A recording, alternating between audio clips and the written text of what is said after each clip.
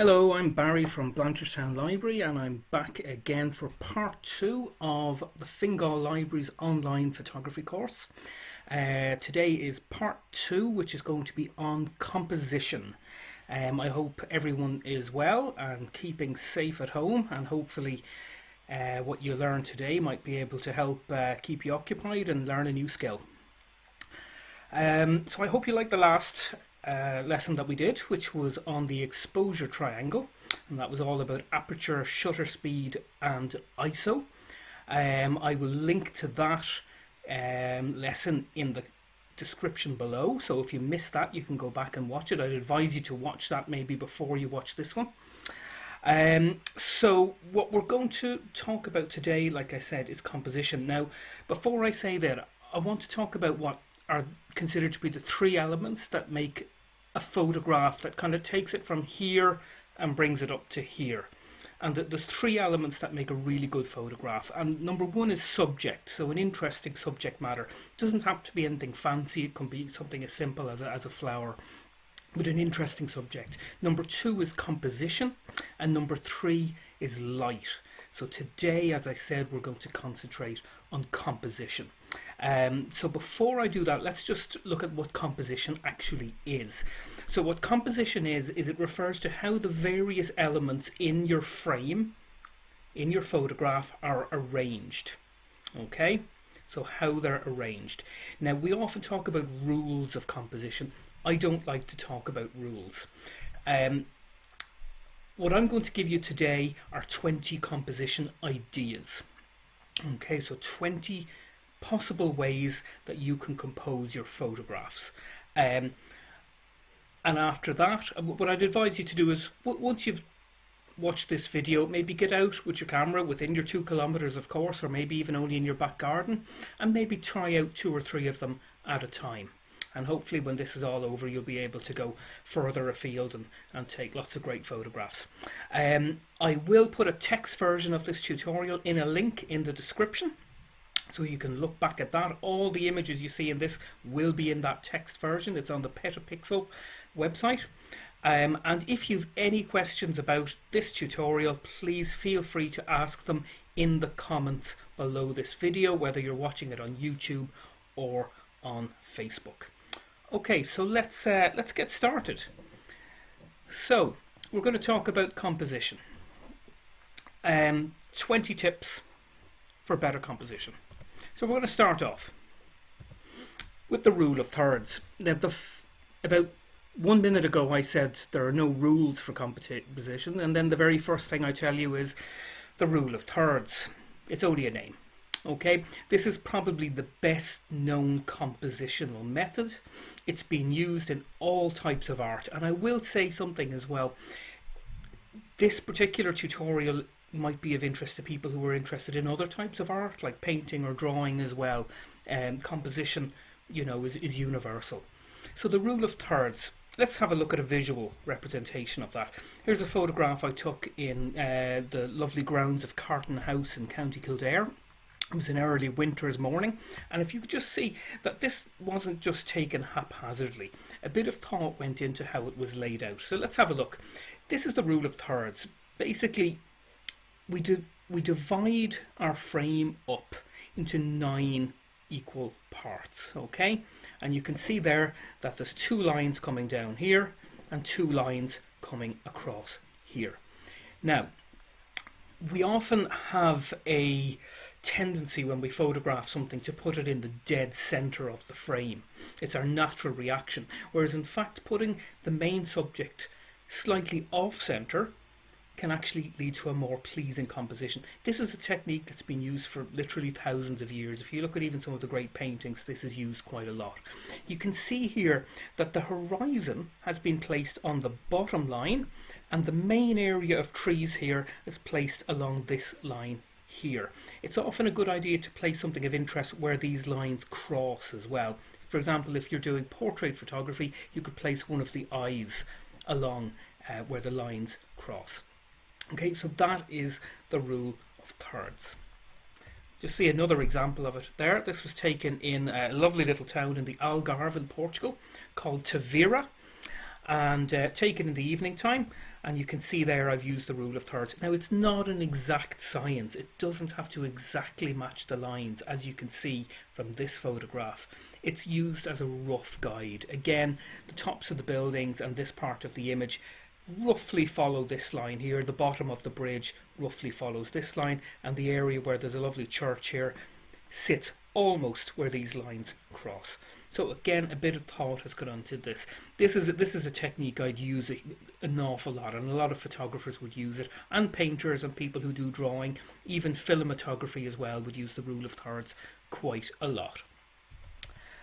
Here's another example of it taken in Venice. You've got a beautiful island there in the distance called San Giorgio Maggiore, and you've got the typical gondolas of Venice in the foreground, and again you can see where the rule of thirds is working here, and especially here where the bell tower is right where these lines cross. Okay, it's often called the golden mean where those lines cross, so it's a place to put something of particular interest can go there. Okay, so I've already spoken about the rule of thirds and how sometimes we don't put the main subject in the centre. Does that mean we never put the main subject in the centre? Of course not. There's plenty of compositions that work with a centered composition, especially when it comes to symmetry. So take a look at this photograph here, taken very early morning on the Halfpenny Bridge. I love getting up early in the morning. You often have the city to yourself, although at the moment the city's pretty empty already, but unfortunately it's off limits. So this was taken at about 6 a.m. and you can see it's a centered composition because we already have a symmetry there. The bridge is symmetrical, so I placed it in the dead center. You can see our line down the middle there, just showing that. So for this type of image, symmetrical images, it can work particularly well to center your image. Okay, there's another example. This is taken in Brussels. This is the monument, the Cinquantenaire monument, which was built to celebrate the 50th anniversary of Belgian independence. And it's a beautiful triple arch monument, and as you can see down here you have the motorway which actually runs underneath the monument. And again, I used a centered composition here. Okay, you can see our central line down the middle there, and these trails here of traffic lead us right into the center of the image, and you've got the three arches again, which gives us a nice symmetry. So again, a perfect candidate for a centered composition. So let's move on. We often crop photographs in different ways. We have landscape format, we have portrait format, and one that's often forgotten is square format. The square format is a fantastic candidate for centered composition. If you think about it, a square by its very nature is symmetrical. This was taken in Maynooth University, my own university, quite a long time ago now, 20 years. And I took this out a window looking out over St. Joseph's Square, and these two gentlemen were walking up and down having a conversation, and they made for the perfect interest in the image. And again, you'll see it's a centered composition, even though it's not perfectly symmetrical with the tower here, but the path in the center certainly is. So again, using that centered composition. Centered compositions don't necessarily have to be horizontal, or sorry, should I say vertical. They can be horizontal as well. This was a shot I took a few years ago, again early morning, of the Customs House. And again, you can see that using the reflections in the water, I've made another symmetrical image. So, that's just to stay on that point for a moment. Actually, reflections is definitely something to look out for when you're taking photographs. It's a great way of getting an interesting photograph. Here's another one, again taken at Carton House, and once again we can see the symmetry there from the reflection. Beautiful early morning there, but a little bit of mist. Early morning is a fantastic time to take photographs. I'm going to talk a little bit more about that in the next session that we do, which will be all about light. So moving on, the third tip for composition concerns foreground interest. So this means putting some element in the foreground. Let's have a look at an example here. This was a waterfall taken in the Dutch city of Arnhem, over near the German border. And in this photograph, you'll see that the rocks here are sitting in the foreground, with the waterfall in the middle distance and these trees here in the background. And the idea of putting something in the foreground is that it creates a sense of depth in your image. And this was taken with a particularly wide angle, so it always gives the impression that you're standing right on the edge here. So let's just have a look at that. If I take away everything else and we're left with the foreground interest. So this is something you can use to create depth. We'll have a look at another example there. This was taken again down at the Dublin Docklands, and there's a dock cleat here that I've used as my foreground interest. Again, it helps create a little bit of depth. This often works quite well with wide angle lenses, and again we'll just kind of show you that a little bit more clearly. So again, using some kind of element as foreground interest. In this photograph, taken in Hammamet in Tunisia, just at sunset, you'd see I've used the rule of thirds there. You can see where the horizon sits on the top third. But I've also used these rocks here as foreground interest. Okay, again, creating a sense of depth. Okay, on to our next one. But before that, I have to have some of my tea. Now, the frame within a frame. This is one of my absolute favourite techniques for composition. We're often talking about framing an image, and we often put a frame around a printed image. But sometimes you can find, when you're out and about, find something to frame your image with an element from the image itself. Let's take a look at another example. So this was taken again in Venice on St. Mark's Square, again a very early morning. And I've used the archway at the end of St. Mark's Square to provide a frame for St. Mark's Basilica and the Campanile beside it. So I've used this as a frame within a frame. It's a really nice technique to use, and when I'm out and about, I'll often look for things to use as a frame to my image. Let's have a look at another example. It doesn't have to be something that completely frames the image. Again, this was taken early morning in Venice, and in this case I've just used the arches here of the Doge's Palace and this lovely lamppost to frame the church in between. So the frame doesn't even have to go all the way around the image. You can use different elements in the image to frame a central element. In this image, for example, I've used the trees around the sides and the rock at the bottom there to frame the photograph of the waterfall. Again, that was taken in Carton House on a lovely autumn morning, and you can just see it. Somebody was just crossing the bridge there as I took the shot. You'll also notice, anyone who looked at the last video, that I've used a slow exposure here, a slow shutter speed to blur the water. There was a beautiful golden light that morning as well. So again, I've used these overhanging branches to frame the shot. Something similar here again at Carton House. There's a lovely stone bridge over the Rywater River, and again those trees are used to frame the bridge area. So again, it doesn't have to completely surround your element. It could be only on two sides of the element that you're framing. Okay, another very common technique, leading lines.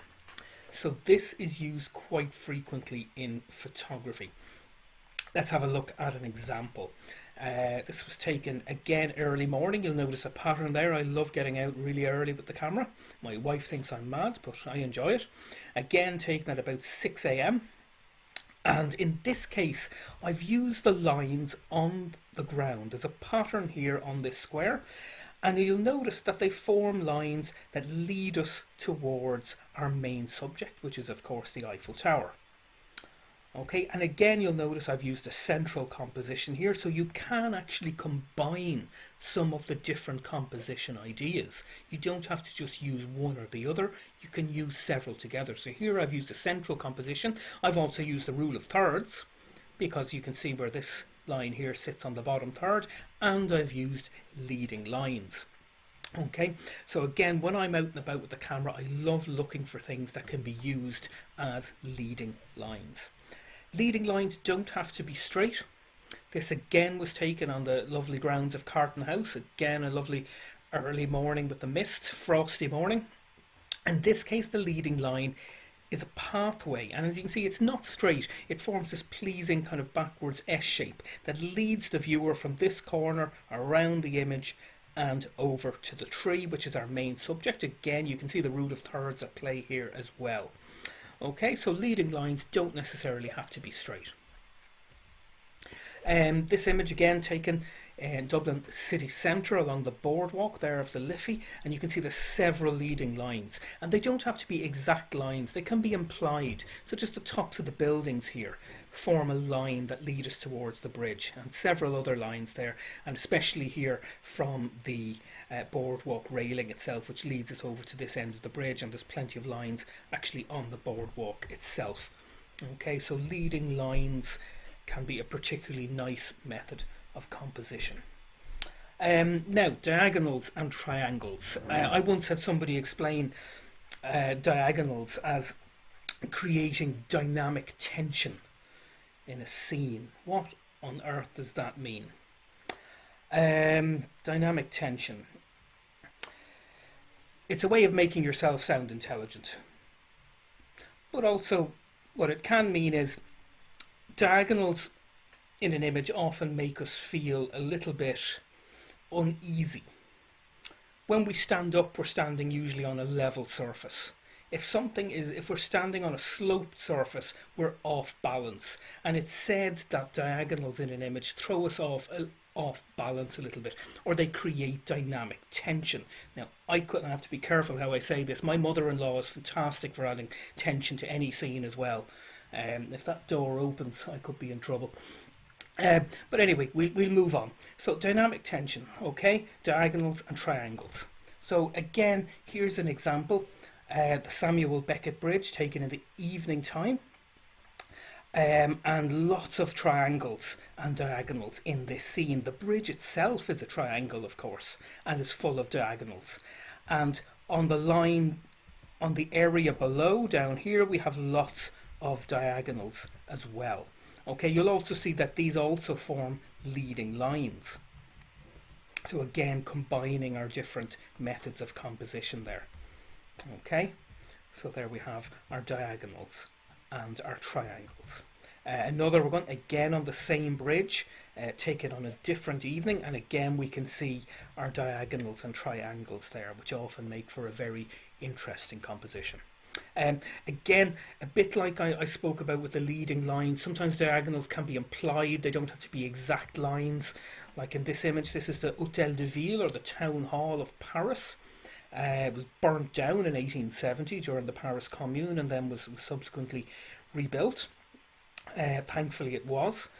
Anyone who's interested in French history, the Tuileries Palace also burnt down. Unfortunately, that was never rebuilt, but thankfully the Hôtel de Ville was. Again, we can see our diagonals at play here, and again, some of them are implied, as in the top of the building here forms a diagonal.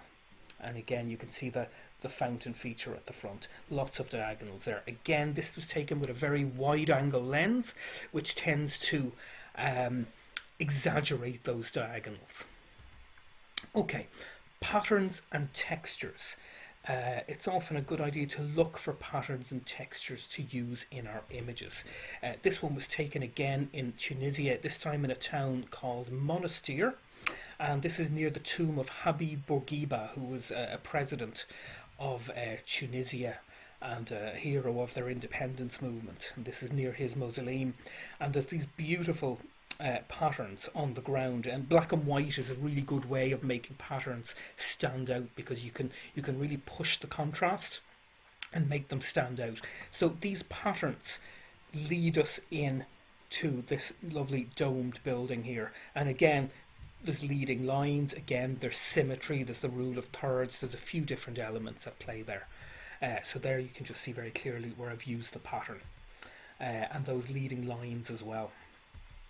A pattern doesn't have to be regular. This is again taken in Tunisia.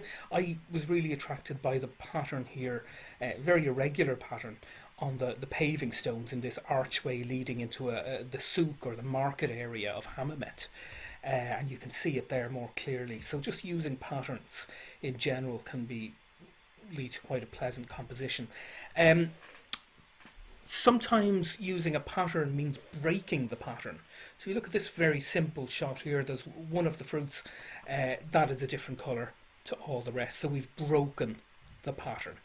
Okay, it's not the same as all the others. So that's another way of using patterns. Again, you see it here in a stadium. One seat is different to everything else. You'll notice that if we were to draw our lines, our thirds there, that orange seat would sit on where two of those lines cross. So the rule of thirds has been used there as well. You could also say there's some leading lines and diagonals in it. So there we are, breaking the pattern. Now, the next one we move on to is the rule of odds. Now, the rule of odds, it's an unusual one. It says that we should, where possible, have an odd number of elements in a scene. Let's have an example of that.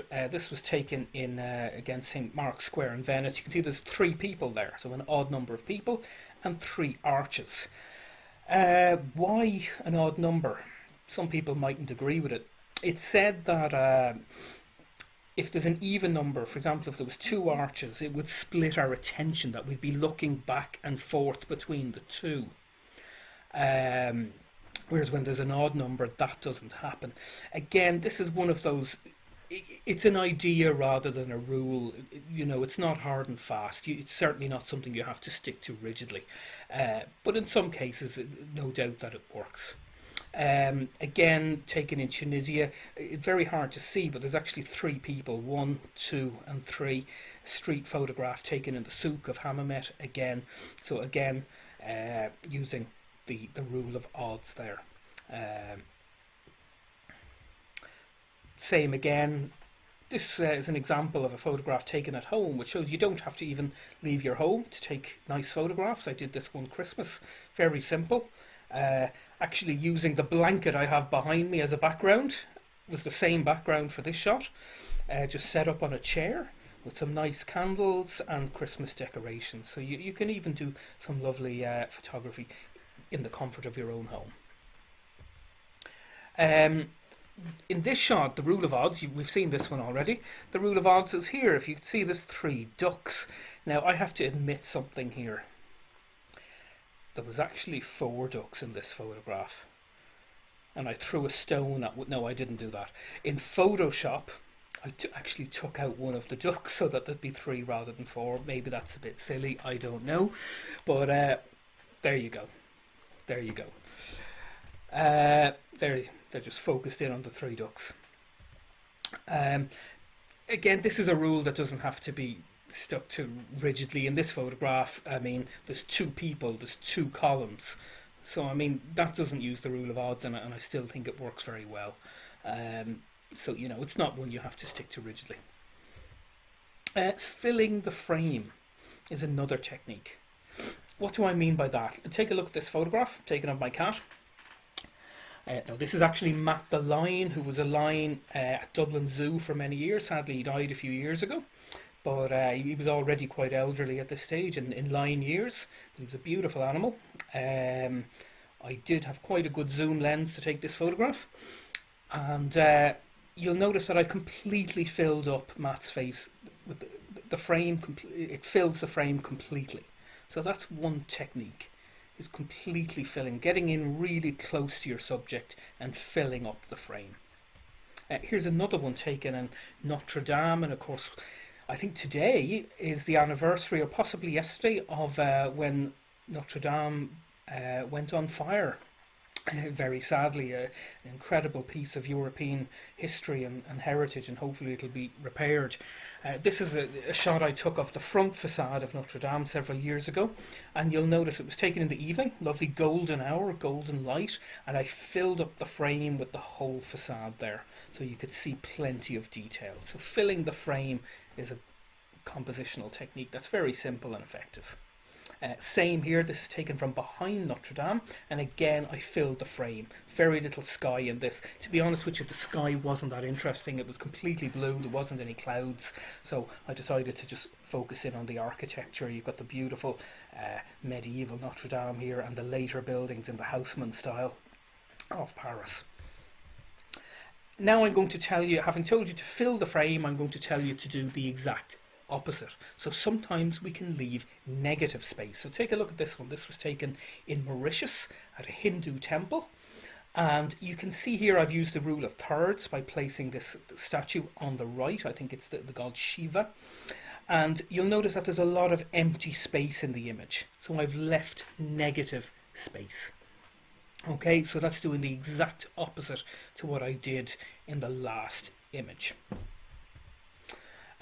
Kind of related to that is simplicity and minimalism. This is something I've gotten more interested in recently. These very simple photographs. Photographs don't have to be particularly fancy or complex.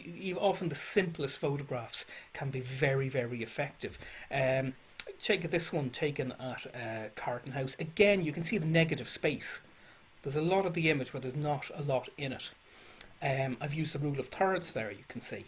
But it's a very simple composition. It's just a simple tree taken in the morning. So simplicity can be often very, very effective.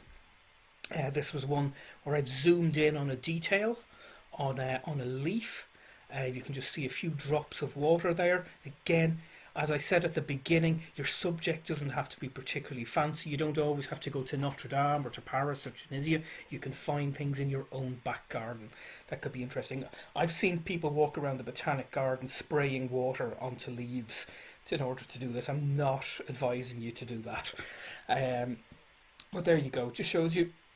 Very simple. Springtime now as well. We've lots of lovely flowers beginning to come out. So chance to do that type of photography.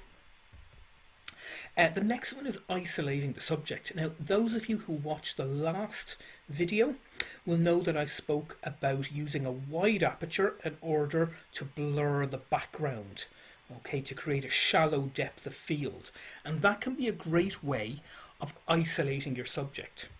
This was the image we actually used in the last video of a cat, and you'll notice that the background has been deliberately blurred by using a wide aperture of maybe f3.5, so it's meant that the cat is nice and sharp whereas our background is blurred, so it isolates the subject. A really good technique to use for portraiture in particular.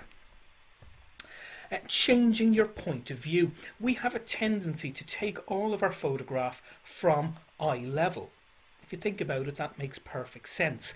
And sometimes we forget to either get up a little bit higher or get lower. So don't be afraid to do that. Whenever I'm in a city in particular, I always research somewhere where I can go to get a view from high up. This was taken again in Paris. By the way, everyone who goes to Paris goes up to the top of the Eiffel Tower, which is great. The only problem is the queues are a mile long, and when you're on the Eiffel Tower, you can't see the Eiffel Tower itself. So if you're ever going to Paris, I recommend you go to the Montparnasse Tower, down in the 14th arrondissement, down in the south of Paris. And there's never any queue. It takes about 1 minute to get to the top, and you can see the view is absolutely spectacular. There's also a lovely cafe at the top there where you can have a coffee or a glass of wine and watch the city of lights as the sun goes down. I've been up there many times. It's one of my favourite places to go in Paris. So again, I've got up nice and high to get a view over the whole city. This was taken in Prague from the Old Town Square, the Town Hall Tower. This one has no lift, so you've got to walk all the way up to the top. Not easy with a camera bag and a tripod, but it's well worth it for the view. Again, I've used a wide angle lens here to get up high and see the whole the square from above. This is also taken in Paris. This was taken from Letna Park, which is a park on the edge of Prague. This is the classic view of Prague, and it's a very hilly area. So again, I climbed up a hill with all my camera gear. I realised I was very unfit, But we got an absolutely spectacular view. The evening I went up there, I was completely on my own, so I had this view to myself, which was a real privilege in itself, and just waited for the sun to go down and get these shots. So, you know, getting up high in a location is a way to get something a little bit different. This is taken in Bruges. If anyone's seen the film in Bruges, that tower featured prominently in it. Again, there's no lift to get up there, so you want to be a little bit fit to get up there. I certainly wasn't. It's very narrow as well, so I got up the top. This photograph took over 100 attempts to get right. There was chicken wire in front of the window, and every time I took a photograph, the chicken wire would get in the way. And I was basically shooting blind. I just had to hold the camera above my head and hope for the best. But after over 100 attempts, I finally got this shot. So I got up nice and high vantage point and got something a bit different. This is the market square in Bruges, and you can even see the shadow of the tower I was in from above. Beautiful place if you ever get the chance to go there. Another thing to do is to do the opposite. Shoot from a low point of view looking up. So again taken at the Eiffel Tower. So another view of the Eiffel Tower, but this time taken from its base looking up. A worm's eye view sometimes it's called. So again, trying to get something a little bit different. You see again that I've used symmetry in this image. Getting down into different point of view sometimes means getting your feet wet, and in this photograph taken in Ballyhowrah in County Limerick, I got down actually into the stream with my welly boots on, and when I got in it started raining, so I had to wait for the shower to stop and for the sun to come out. I was freezing, and I eventually got this shot. So I actually got right down low and got into the water itself. Obviously only do that if it's safe. This was very shallow. It was barely up over my feet. So this is an example of really trying to get into the best vantage point. I've seen photographers lying on their bellies and everything to try and get the shots, especially especially nature photographers will go to some lengths to get into the right position. Now, something we often don't think about when we think of composition is colour. Colour itself can be a very important compositional element, and some people who might be involved with, say for example, fashion design or home decorating or home interiors might already be familiar with colour compositions, and this is the colour wheel which is often used. And it's said that colours that are roughly opposite each other on the wheel can often create very striking combinations. Okay, let's have a look at what I mean. Look at this one here, which we saw earlier of the Customs House. The incandescent lights that are on the Customs House give it a kind of a yellowish glow, and then we've got the deep blue of the morning blue hour before sunrise. So you've got that blue and yellow combination, and if we go back here, you'll see that that deep blue and yellow are almost opposite each other on the colour wheel. So it can give a very striking composition. Here's another example, this time with red and blue, taken at Christmas time outside the Stephen's Green Shopping Centre. Again, this is the evening blue hour. I'm going to go into more detail on things like blue hour in the next lesson. Again, look at the red and blue here, are opposite each other, again on the colour wheel, and they give a very striking feel to the image. Here we can see it again with this is taken in Rosenhoed Kai, if I've pronounced that right, in Bruges. Again, a very classic view of the city. Again, you've got the yellow lights on the buildings and the deep blue of the sky, creating a pleasing colour combination. And in Paris then, I'll just go back here for a second. You'll see that purple and yellow are often opposite each other. And Paris is a strange city in that in evening time, most cities have what we call blue hour in the evening time, that deep blue. Paris seems to have a purple hour. I don't know whether it's to do with light pollution or pollution or what else, but the sky often goes a deep purple in the evening. I've noticed a lot with a lot of my shots from Paris.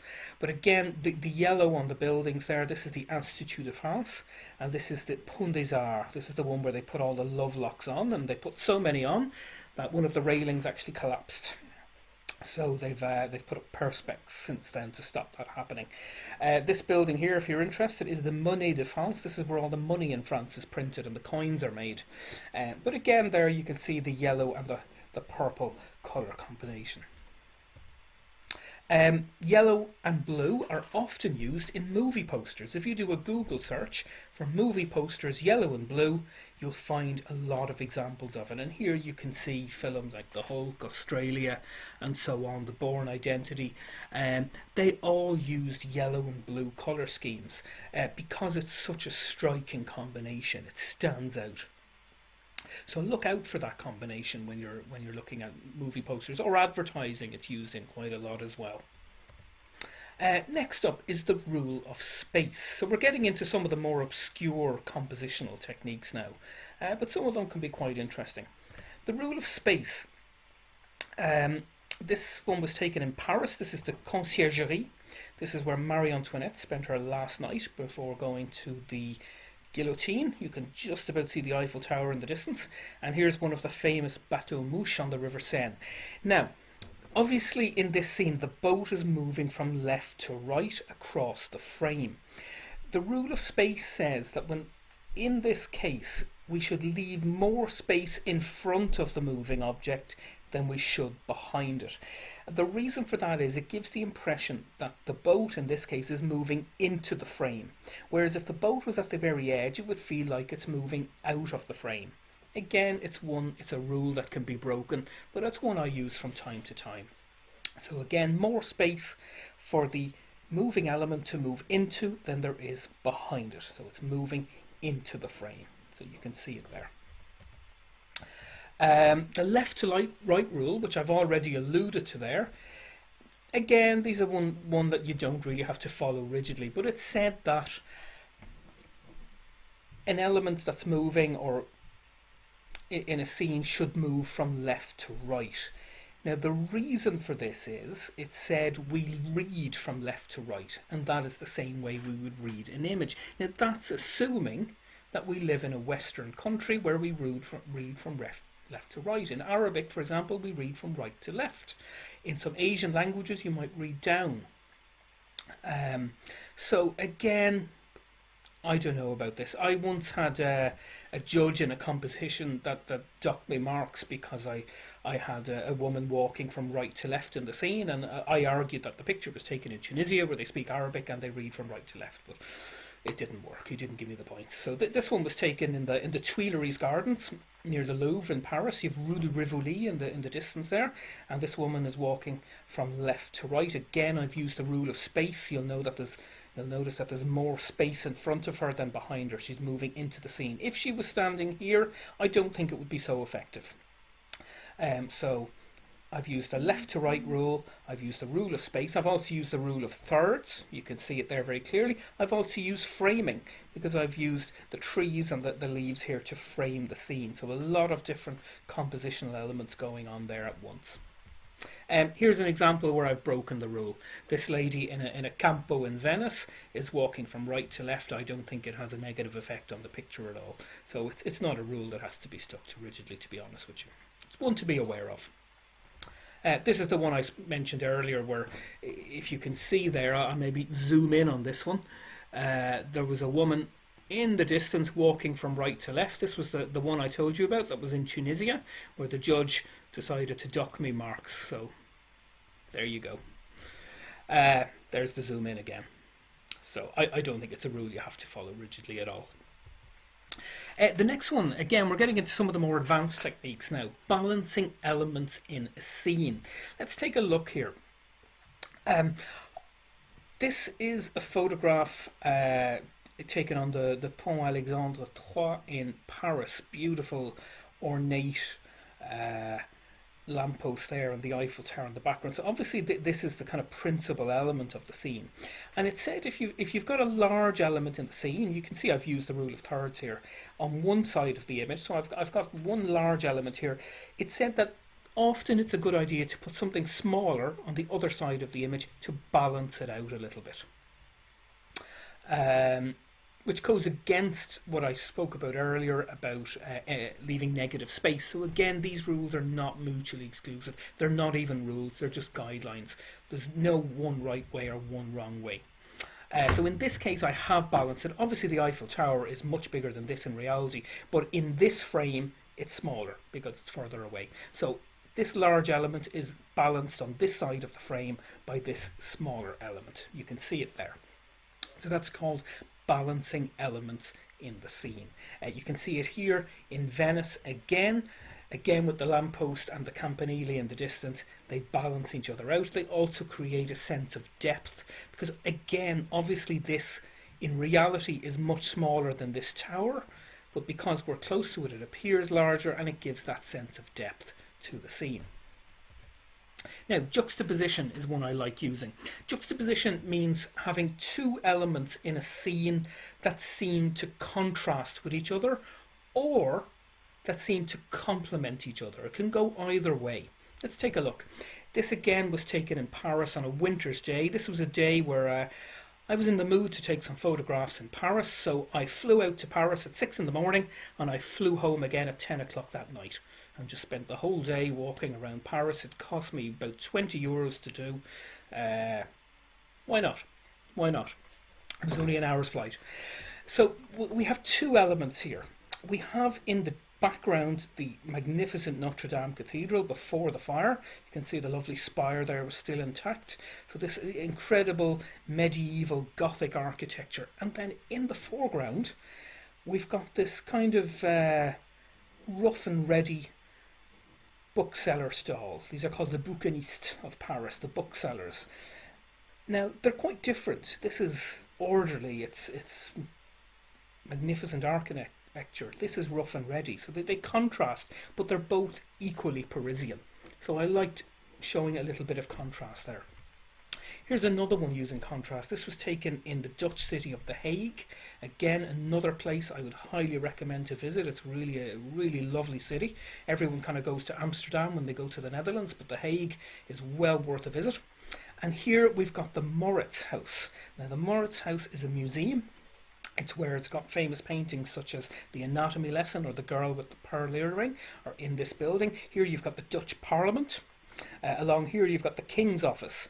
And for anyone, you've got the European Commission building here. One of my jobs with Fingal Libraries is with the Europe Direct Centre, so that was interesting to me.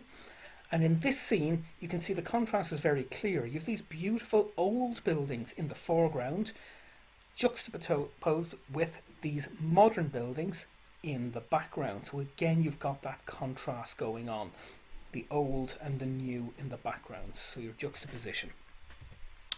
Here it is again, a natural element like a tree and oranges, and a built element like a church in the background. Take it in a little village called Castromarim in the Algarve in Portugal.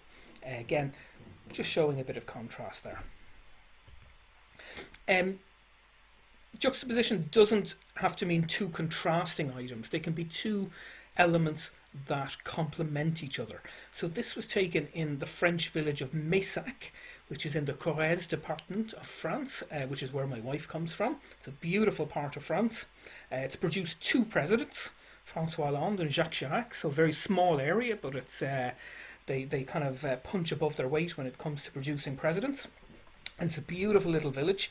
And when I was there, at this little bar here, Bar Chez Gilles, this gentleman here who's sitting with his back to us parked this Citroën 2CV car right in front of the cafe and created the quintessential French village scene. And I went over and asked him, could I photograph his car? He seemed surprised. What do you want to photograph that old thing for? But I don't think he realised that he just created this incredible scene. So you had the cafe, the typical French cafe, the typical French car, joining together to get that quintessential French scene. So again, it could be two elements that complement each other.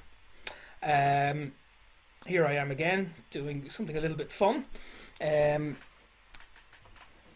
Using the little model of the Eiffel Tower that I bought and the real Eiffel Tower in the distance. Again, I've used a shallow depth of field, a wide aperture. Again, if you don't know what that is, look at the first video. and I've put those two elements together and they complement each other. And again, I'm using colour there. There's the pink and the blue kind of look quite well together. That was when France was the president of the European Union. You can see the European Union flag there on the Eiffel Tower. Next, we're nearly there, so well done if you're still with me.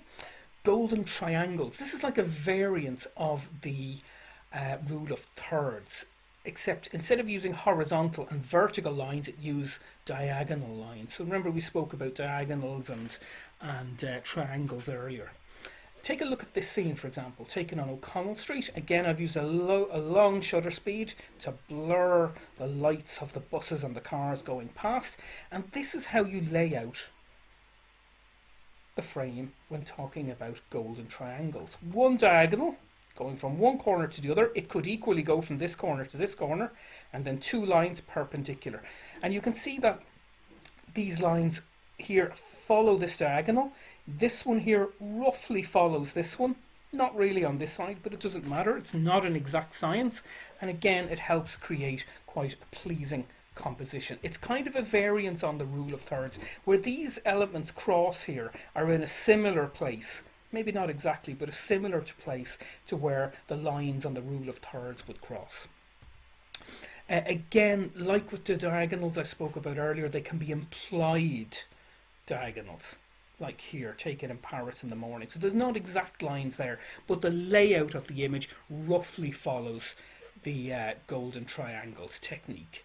Again, it's not so different to the rule of thirds in some ways. Again, you can imagine the rule of thirds lines drawn here, and they'd actually follow in some ways. The last one I'm going to go with is the golden ratio. Now, this is a technique that has been used for millennia. It's used in architecture. It's been used by the ancient Greeks, the Romans. It was used in the Renaissance. It's a slightly more complex version of the rule of thirds, to be honest with you. While before I go on to that, I'm just going to look up a definition of the golden ratio here. And the reason I'm going to do that is because it's quite funny in some ways. It's one I often find difficult to explain to people. So let's have a look here, see what we can find as a definition. Let's have a look. So in mathematics, two quantities are in the golden ratio if their ratio is the same of the ratio of their sum of the larger of the two quantities. Is that clear? No? What about if I put it up like this as an equation? No. You've stopped the video, haven't you? Listen, you don't have to worry about that. There's a lot of maths behind the golden ratio. That's not something we have to worry about. You've probably seen this before, the Fibonacci spiral. This is what the golden ratio is. It's a way of dividing up a frame. Look here, you've created a square, another square, a square, a square, and so on, and then put a spiral in there. You could continue that line across there if you wanted and do another one up here and another one here, and you'd get roughly the rule of thirds again. So this is what the rule, the golden ratio is, and it's a way of leading the viewer around the image. Again, you can see there, it's actually quite similar to the rule of thirds. It's not that different. It's just a bit fancier, really. It's been used in art. You can see it there in the Mona Lisa. It doesn't have to fill the whole frame, as you can see there. So it's a way of leading the viewer from the hands around to the face. It's been used in architecture as well. Okay, there's the Acropolis in Greece. Sometimes you find the golden ratio in unexpected places. I'm not going to say anything. Now, before I go on, I'm going to admit something here. I have never ever actually set out to use the golden ratio when composing a photograph. Not once. I've never once thought of doing that. However, when I looked back at some of my photographs, I noticed that I did it unwittingly. I was probably actually thinking of the rule of thirds. Take this one taken in Venice again, two local Venetian ladies having a chat by a bridge, and you can see there that without meaning to, I have used the golden ratio. Again, look where the line here follows the line of this building here, swings us around and ends up on the lady here sitting on the left as I face her. Okay, again, totally accidental on my part. I have never actually tried to use this. This one taken in Prague. Again, you can see the golden ratio. This is one that I doubt anyone is going to use, and I've spoken about this in tutorials before and got a bit of a slagging for it, saying that nobody ever uses it. I don't know, but it's a nice one to know about anyway. So that's the golden ratio. As I've already mentioned, you can combine these composition guidelines. You don't have to use just one. Again, we've seen this one already from Brussels. It's a centered composition. It's also using the rule of thirds. It's also using leading lines. It's also using diagonals. It's also using the rule of odds, 1, 2, and 3. So there's several compositional techniques at work in this one image. There's framing. As you can see, the trees on either side are framing the image. So lots going on. So that's basically the end of what I have to say about composition. Again, I will emphasize that these aren't rules. These are guidelines that you can use. Once you get used to them, by all means, break them. Try something completely different. What I would say is, when you get out and about with your camera, maybe pick one or two of them and focus on them. So think, today I'm going to look for examples of framings within a frame. Or today I'm going to try and look for symmetry and do centered compositions. Today I'm going to look for diagonals. Today I'm going to look for patterns, and so on. So pick one or two to try at a time, make a project out of it. After a while, you'll find that a lot of these techniques become ingrained, they become internal. You won't even think about them, you'll automatically do them as you take your photographs. So I hope you've enjoyed that and you've found it interesting. As I said, this particular one isn't just for photographers. If you're into painting, drawing, making films, this is just as relevant. If you've any questions about anything I spoke about in this tutorial, please feel free to ask them in the comments below, whether it's on YouTube or on Facebook. I will be back next week with the third lesson, and that will be on light. We're going to look at the different types of light, outdoor light, that we can encounter when we're taking photographs, and different types of weather conditions as well, what works well in different types of light and what we can photograph in different types of light. So in the meantime, this is Barry from Blanchardstown Library, part of the Fingal network of libraries. Please stay safe, keep doing your social distancing, look after each other, and remember that there are better times ahead. And eventually, hopefully with your new photography skills, you'll be able to get out there and take lots of fantastic photographs. All the best.